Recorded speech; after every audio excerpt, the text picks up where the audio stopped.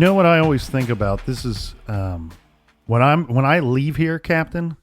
You think about how handsome I am. I do. That occupies most of my drive. And you sit there and wonder, for a guy that's so handsome, why is he only on a podcast?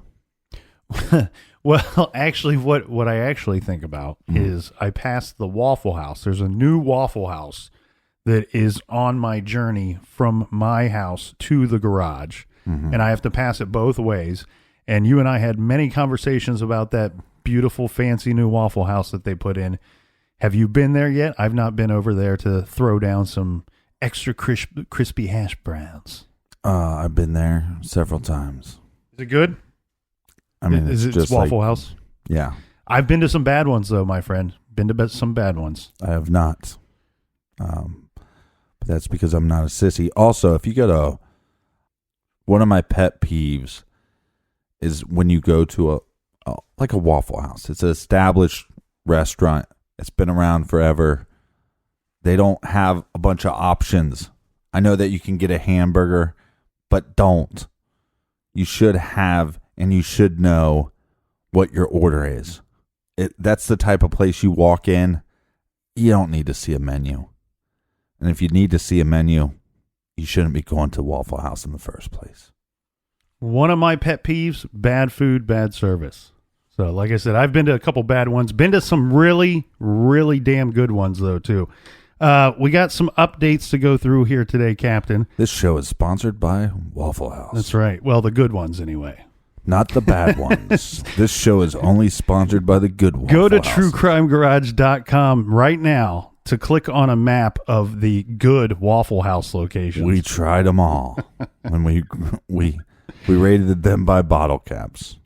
So this case that we covered a couple weeks ago, the missing Fort Worth trio. Mm-hmm. Now, we do have an update on that, and we did say going into that show that, hey, there's a good chance they're going to go diving and looking for some evidence and some vehicles regarding this case. Vehicles they thought possibly were linked to this case. Yeah, and I don't know if a couple people fell asleep while they were listening, but I got several emails from people saying, "Hey, guess what? Did you know they're going to dive this weekend to look for some vehicles?" I'm like, Yeah. Did I miss something? Didn't we cover that on the show? Yeah. So anyway, I love when people go, "I don't know if you've seen this." Mm-hmm. Now, 98% of the time, I have seen that. The other 2%, I am so happy that somebody shared information with me that I haven't seen. So I guess keep doing it, right?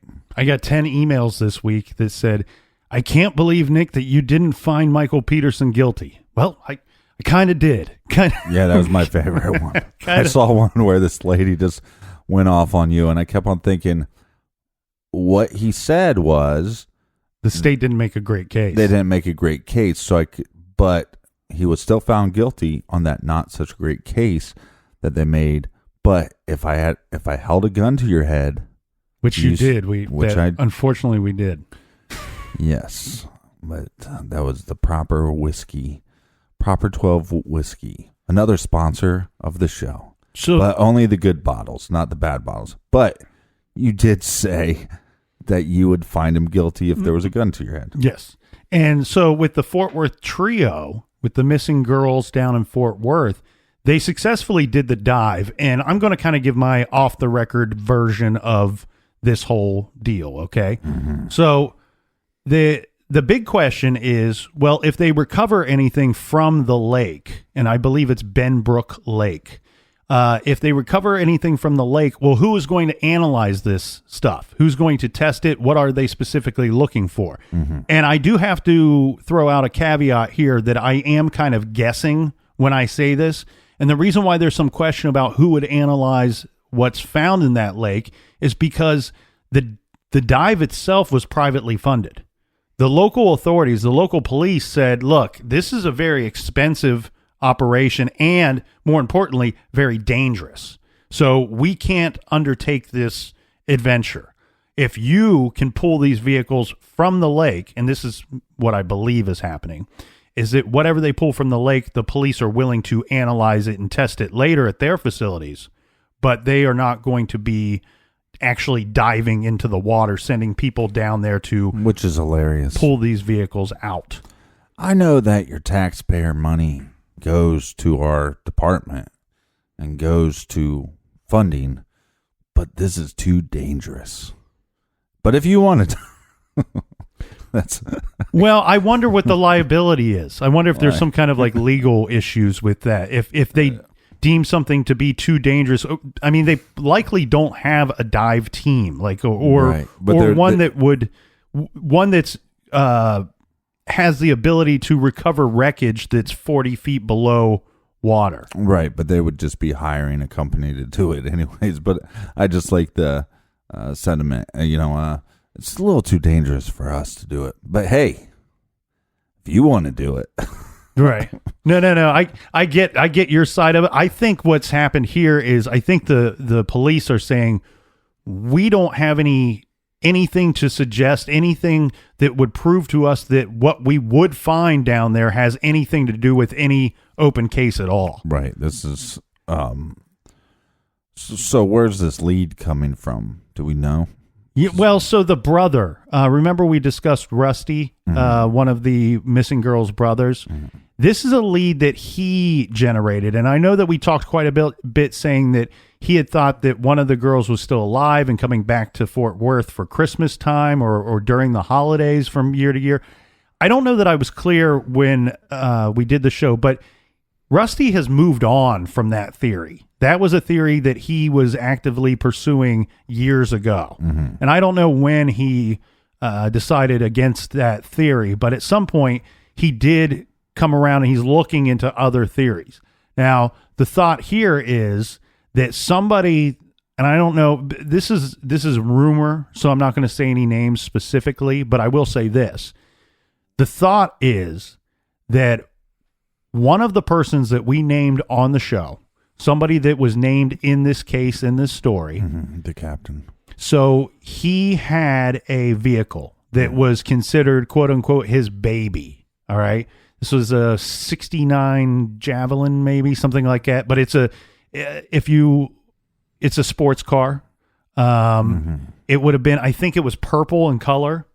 And this was this guy's baby. And supposedly it took years and years and years to get this information somehow, but somehow Rusty and his work, his team of investigators have stumbled upon the lead that this individual, his vehicle that was his baby, suddenly and mysteriously disappears around the same time that the three girls disappeared. And so his thought was, look, the only thing that this vehicle could have information regarding these three missing individuals.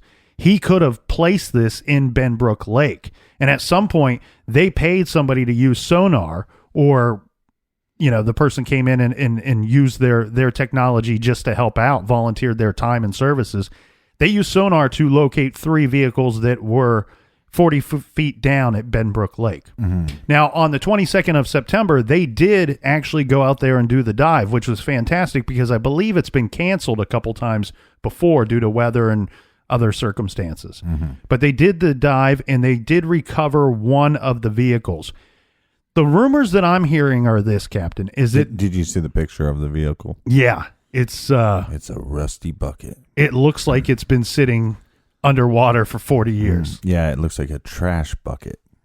So the rumors I'm hearing is that they are interested in two of the three vehicles that are down there.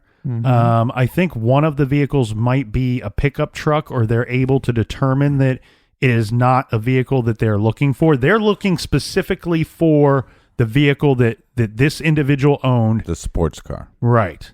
And my guess... Named Purple Urple. My guess would be, I mean, you saw the vehicle that they recovered. They only recovered one. They're going to go back and try to get this second vehicle at some point. Didn't look purple to me. No, well, I don't know that I saw any paint on that thing. I'm just saying. I mean, it looked more like rust than purple. My thought would be that with those vehicles sitting down there for this length of time, that they are looking for something very, very, like almost a smoking gun. they're looking for remains, for bones, Yeah. or clothing, something directly tied to these girls, because you're not going to find DNA. You're Right, not going but to find fingerprints. But you would even think that clothing, I mean, so much of the evidence that they could find would be washed away. Maybe you could get lucky and find some jewelry or something Right. a little more heavy duty, like a leather belt or some kind of shoes. Right. Something like that may have survived all of this time in the water. Mm-hmm. But what's interesting is that we know that they didn't get the second vehicle out, but the first vehicle being removed is some success. It does show that it's likely they could get this other vehicle out at some point. And it sounds like it's the other vehicle that they're more specifically interested in. They want to see if they can pull the VIN number off of that to Right. prove that it belonged to this individual. And then they can come back and say, well, wait a second. 3 people that you knew, one that you knew directly, goes missing. You've claimed to be cooperative. Me on the outside looking in, I don't think he's been extremely cooperative. And all of a sudden, your baby, the vehicle, the thing that you love the most in life, Your Barney mobile is gone. And we believe it was gone and dumped in the lake roughly the same time these girls went missing. Yeah, but don't you think this guy being a car guy, that he would get rid of the VIN numbers? Possibly.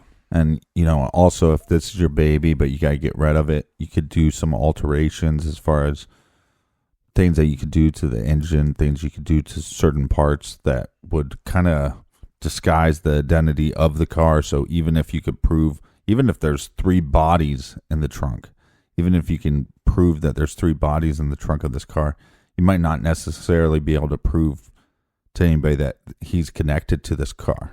Mm-hmm. Right. And what's interesting though here is, regardless, if they can get this second vehicle out, and let's say they can prove that it is his or was his, he's successfully hid that piece of evidence for over 40 years. I mean, it's not like they knew all along that this car was down there in Benbrook Lake.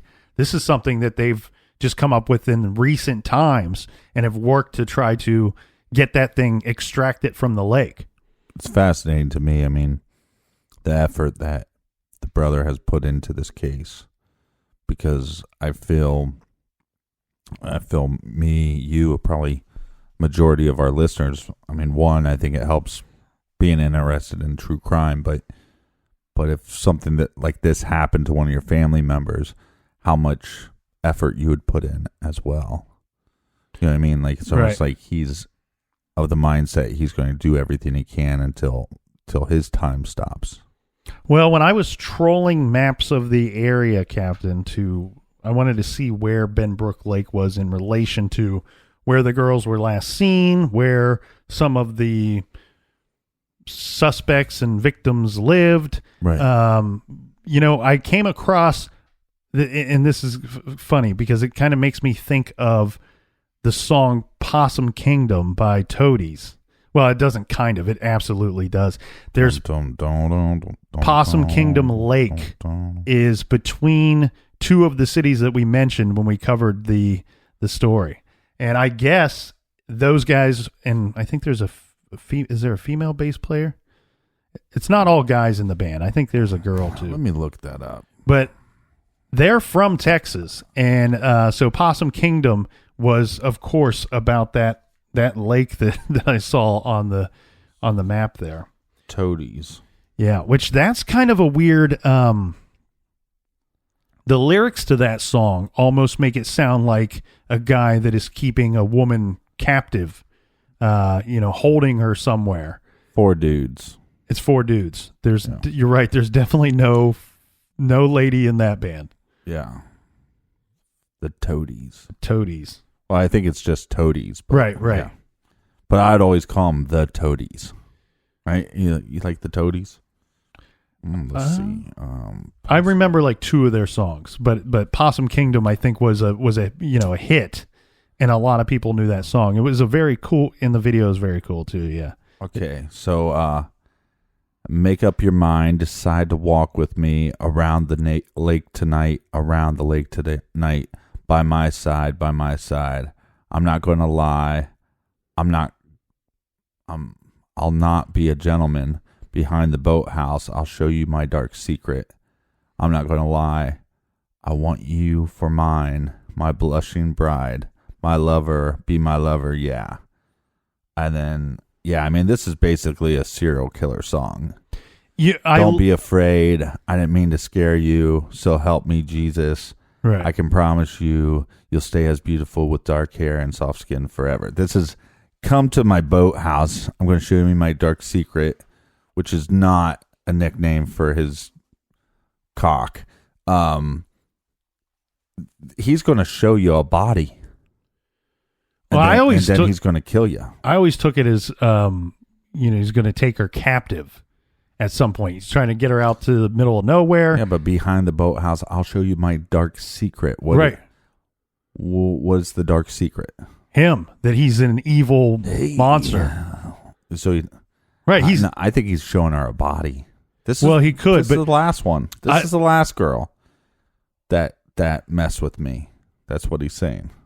I get it. That's what I always thought, that's where this song was going. But what I've read online is that it has something to do with an evil spirit that is like an urban legend that occupies that space, and that this evil spirit will try to convince people to either commit murder or suicide, and then like join them in the afterlife.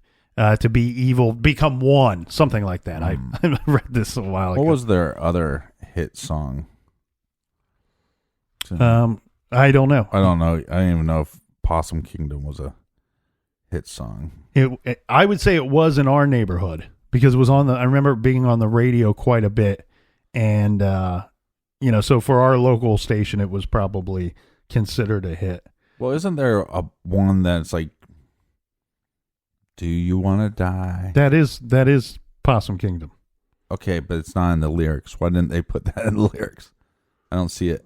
I don't know. You might have gone to I don't want to die. You may have gone to a bad website. Make up your mind. Lyrics are so awful when you just read them. I did have somebody point out to me, remember I mentioned that this one individual should be a suspect because he would later in life confess to having been involved in some manner in the Lyons sisters' abduction and murder, and he was in close proximity to this missing persons case during 1974. I did have somebody point out to me that they don't think that individual was involved in this case at all, because it sounds like he may have had help or had others that were involved in the killing of those two girls, unfortunately, and they don't believe he is in fact a killer. He's kind of he's a piece of shit, but he's not. Hey, he's not the sole perpetrator of the crime, is what this person believes. And I promised I would say something, at least to throw it out there, because I do have a lot of respect for this person's opinion. Well, I think if you look at the situation with 3 girls missing, I mean, what a fascinating case. It was really fascinating to me to have, I did research on the case, and then I just wasn't into it. Mm-hmm.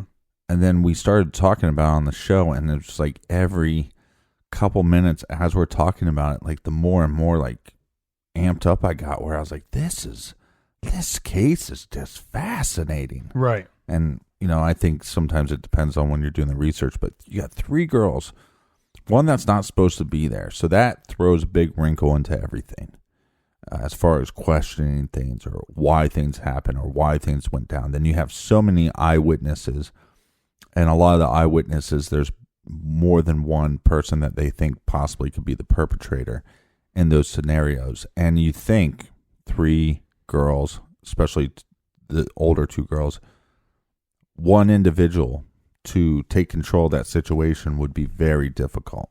Right. That's another, kind of going back to like the West Memphis 3 thing. 3 8-year-olds, could this be done by one individual? Mm-hmm. Most likely not. So, not saying that it's impossible, but that throws a wrinkle in it. Another fascinating case that we covered, Captain, was the... Wait, are we moving on to a different case? Yeah. Okay, let me tell a story real quick. Okay. So I don't know if you remember this, because to get rid of a car in a lake or a pond or anything like that would be difficult. I would think so, yes. More difficult than I think people would think. But when we lived in the apartment over on the west side, right, and so like, I don't know if you were working third shift at the time. You probably were working third shift at the time, but I think you were at work. But we had the window right by the kitchen. Mm-hmm. Sometimes this is back in the day when we were smoking cigarettes and drinking beer in the house, and I open up the window. So I open up the window to let the smoke out, and I'm having a beer and I'm playing my guitar, and it's real late. I mean, it's 1 o'clock. And all of a sudden I hear like a splash. And I heard kind of some wrestling, like somebody walking through the grass. And it's pretty late, so the window's open. Mm-hmm. So my first thought is, well, if this is somebody breaking into a house or stumbling home drunk or whatever, like the window is wide open, even though there's the screen. So anyways, I kind of look through the window, and the little pond in front of our house was glowing. And so I went outside, kept the guitar on to look cool. I went outside and literally splash, look out the window, and the door's right by the window. Mm-hmm. Go out the door. I see no individual leaving the vehicle, and there's a light on in the car at the bottom of the pond. You remember that? No. Yeah, I figured you would. Well, you weren't there when it happened. And there's a chance that it could have been towed out of there before I even got home. But you think I would have told you, hey. I'm sure you probably told me, but I don't know why I don't remember. And so I kept on questioning, did somebody, because I believe the window was down in the car, or maybe it was up, like the driver's side. You think the person was not even in the vehicle? That's what I maybe they was wondering. Maybe they were hammered and they thought they put their car in park, but their foot was just on the brake and they got out of the vehicle, closed the door, and then it keeps going. No, because we had like the concrete cinder blocks that would stop you. The parking blocks? I believe we did. And there was also like little wooden post. So I think, but that's always scary too, because if you're. So, I mean, it's happened very seldom, but at least twice that I know of, when I'm driving back from like Findlay, Ohio, Cleveland, Ohio, Cincinnati, Ohio, like real late at night. I've seen cars on fire on the side of the road, and I've thought, what is that person trying to hide? Right. So you'd think disposing of a car in water or fire would be, but it was just the craziest thing, because you're sitting there playing, and the other time I was actually outside my house playing guitar, and about a block away or so, I hear just a crash. Mm-hmm. So I'm like, shit, somebody might be hurt. I should probably walk, and this is a neighborhood at the time, so I walked maybe a block or two. I had my guitar. Right. I couldn't put down the guitar because crash happened. I couldn't go inside and put down the guitar. I could have, but I just started walking, and I didn't want to put the guitar down on the concrete or anything. Right. So when I show up, it was a drunk guy. He hit a parked car, and he was just sitting in the front of the yard like, oh shit, I'm drunk, and I just hit this car, and this really sucks. And the cops come, and they're confused by why I'm there. And I'm trying to explain to them, like, I was a block away and hear the crash. Right. And they don't really believe me. They're thinking that I was in the car. Mm-hmm. And the guy was being a real turd bucket to me. So I start playing Crash Into Me by Dave Matthews. Mm-hmm. I just kept playing it over and over while he asked me all these questions. And he kept on trying to catch me. He kept on going, so you were in the car? No, I was 2 blocks away playing my guitar outside. So you were in the car? Right. No, I was, again, like, I mean, and then the next guy that showed up, he was doing it too. Like, I wanted to go, oh, you got me. Right. I was actually driving. Good thing you didn't, because they probably would have taken you seriously. This guy's drunk and crying in the front yard, and I'm sitting here stone sober with my guitar. So those are my, okay. So next case. I have to feel, I don't know. I have, other than life experience, it seems to me that the drunk drivers hit more parked cars than moving cars. Like, I think they fall asleep is what happens. Yeah. Like, I think they're so drunk that they either pass out or fall black asleep. out, Yeah. And then the car veers off the road and smash. I like beer. One night about 3 a.m, I woke up, and for some reason, I woke up from a dead sleep, and I thought, I better look out the window. So I woke up and I rolled over, got out of bed, looked out the window, and then somebody smashed right into my car at that second. Yeah. And so I ran downstairs, and the guy took off, like, he drove away in his vehicle, and I started to chase him on foot, but then I realized that his front bumper fell off with the license plate. Well, so they knew who smashed into my car. Got the him. problem was, it took the cops like 30 minutes to show up. So by the time they showed up, they find him. He's at his apartment with the door wide open at 3:30 in the morning. He's blacked out on the couch, and they came in and they were talking to him. And I was like, well, officers, he's clearly drunk. You have to arrest him for OMVI or DUI or whatever they call that. And he said, no, I was so shook up by the accident that I came home and started drinking. And so they're like, oh, we can't charge him with being. I was like, oh, that's great for me. right.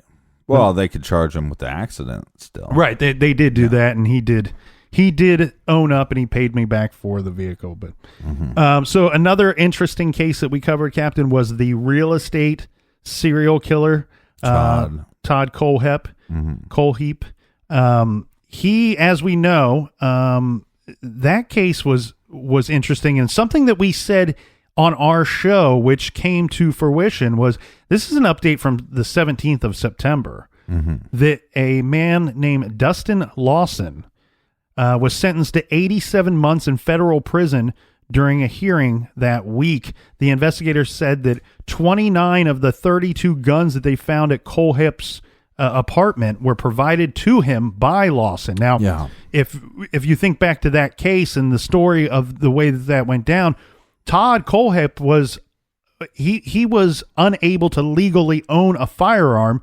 This is because he was convicted of kidnapping, using a firearm to kidnap a woman, a girl, in Arizona back in 1986. So he was not legally allowed to own any guns. And we said on our show, well, this guy ended up getting guns. He got 32 of them, and he went on to kill 7 people eventually.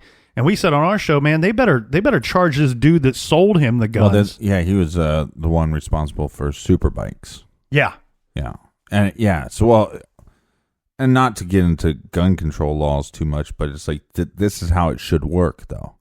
You know, there's a reason why this guy's not legally allowed to own guns. Right. And you stupid son of a bitch gave him the avenue that he's not supposed to have. So do some time in jail and think about your dumb actions. So 87 months in federal prison for Dustin Lawson. So that worked out well for us. Got him. Hey, looking at this real quick, the video says the Toadies. I'm telling you, it's a good song. No, no, I know that you're not saying it's not a good song. I think it might be one of the best songs of that. It's time like period. a heavy grunge. Like, it starts off very alternative rock, I think, and then it gets very kind of heavy grunge. Tyler was my favorite song by that. Now, Possum Kingdom is definitely the best, but it was more played than Tyler. If anybody out there is listening that knows the Toadies, let them know. The Captain, double thumbs up. And the extra crispy kernel. We're thinking about you guys. We're thinking about the Toadies. I mean, that's one hell of a band. I'll tell you, the song has been stuck in my head since we covered the Fort Worth Missing Trio. Well, if they come, hopefully they're still touring. Hopefully they get to come to Columbus, and I'm going to go hang out with them. That's my goal. After we finish this up, we'll look to see if they are. Yeah. So what a band. One more. I thought we had two more updates, but I'm only seeing one here in my notes, and that is remember the Danish submarine inventor Peter Madsen? Yeah, he had an appeal recently. Yeah, convicted of torturing and murdering Swedish reporter Kim Wall last year. He lost his appeal against his life sentence. This was just, about a week or so ago? And shortly after, he apologized to the victims' families. But it looks like his life sentence will be upheld. And he will be looking, and rightfully so, facing life in prison. And as we said on that show, unfortunately, life doesn't always mean life. And that happens in this country as well. Hopefully for him, he deserves, he's not safe to be out amongst anybody else. He's not safe in society. So he needs to be locked up for the rest of his days. Like I said, I think he should be tortured. And they should televise it to let people know this is what happens. Period. That guy is scum of the earth. Well, for any other updates, of course, check out our blog. People are so kind to go there and give us their thoughts and theories on some of the cases that we've covered. People very kind to leave links to new updates and information on cases that we've covered as well. If there are any more updates, of course, you can hear them here on Off the Record. And I'm interested to see if they can get that other vehicle out of Benbrook Lake. And if so, can they tie it to the individual that they believe owned the vehicle and likely put it there? And okay, so on their record, it says Toadies, not the Toadies. That's what I think. I think it's Toadies. That's why I went with Toadies when we were talking into it. Well, their latest release, if you want to support Toadies, is The Lower Side of Uptown. And that's their newest release. I'm going to check. Are they touring? Tour dates. Click on it. Yeah. This is sorry that the Toadies have taken over this show, but why do they show me all this other shit? I don't know. Oh, yeah, there's my buddy Bob Schneider. Don't click on him. Yeah, but why do they have him on there? Oh, he must be on their record label. Oh, okay. Maybe is it a shared site? Maybe. No. It just says tour dates for the Toadies. Then, look, thetoadies.com. There we go. They are touring. Yeah, but look at that. See, thetoadies.com. But on the record, it says, and then right here, it says Toadies. Does it say 2018? They're in Waco, Texas. Oh, look, they'll be in Fort Worth, Texas in December. They're going to be around a lot in Texas. Well, they're a Texas band. They're going to London. Hey, that's pretty cool. See, that's what I think is cool. That, like, if you were a California or Texas band, like, there's enough big cities in both of those states that if, for your later music career, there's enough big cities in Ohio. That's true. That's true. You could just do your 3 hours away. You could just do your Ohio tour. Yeah, or tri-state area. Mm-hmm. Yeah, so when you're leaving the garage today, try not to think about how handsome I am. Impossible. As soon as I get to the Waffle House and see the Waffle House sign, it's my mind is immediately switched. Yeah, a quick. Remember when we were talking about mainly Off the Record is for updates, right? That's the general format thought of Off the Record. Well, and there's always something in the news, so it's kind of update and news, whatever. And kind of whatever we talk about, not even updated news. Is on top of that, we get into discussions whether it's about OJ or Memphis 3 or something triggers something else, right? Like we were talking a little bit about Amy Mihalovic this week for no reason at all. It just came up, right? So, but then the other thing that we talked about was some of these big cases, like the Stephen Avery case or the Adnan Syed case or some of the bigger cases that one would just take a lot of research to cover, and there's so many outlets. I mean, if you look at the Adnan case, not only do you have Serial, but you have 5 or 6 TV shows now about it. You have Rabia's book. You have, which is called The Adnan Story. If you haven't listened to that on audiobooks or read that, that's a great book. You need to check it out. Podcasts on top of podcasts, multiple episodes. These are cases that are researched in great detail. It would take a lot of time and effort just to cover the case and to do it justice. It would take us a lot longer than a week.